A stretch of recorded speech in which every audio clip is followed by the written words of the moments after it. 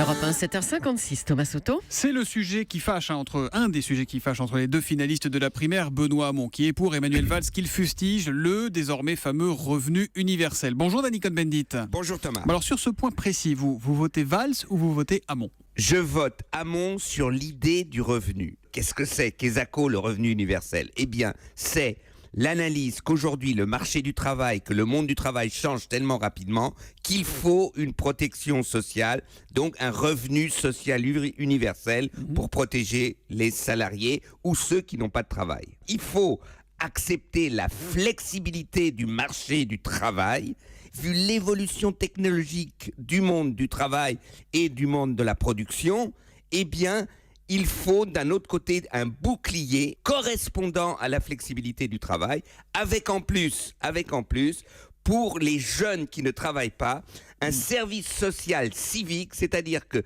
si vous ne travaillez pas, si vous n'avez pas de job, vous êtes ou en formation ou vous faites un service, c'est-à-dire qu'il n'y a pas de revenu social de protection pour quelqu'un qui ne fasse rien. Bon, Dany, ça dit, vous savez que ça ne se fera pas, en tout cas pas sous cette forme-là. Il va en rester quoi de tout ce débat au mois de mai après l'élection ?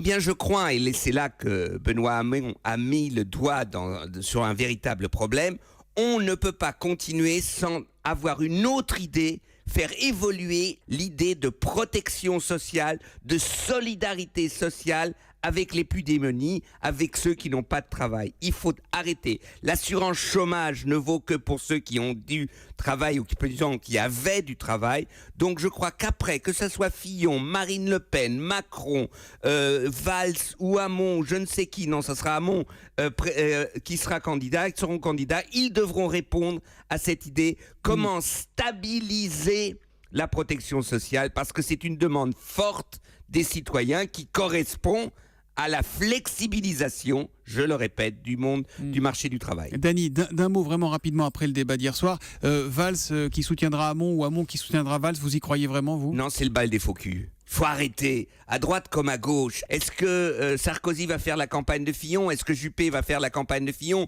Eh bien, personne ne fera la campagne de l'autre. Ce qu'on leur demande, c'est de la fermer, de rentrer à la maison et de laisser les candidats tranquilles. Voilà ce qu'on appelle la solidarité. Fermer sa gueule.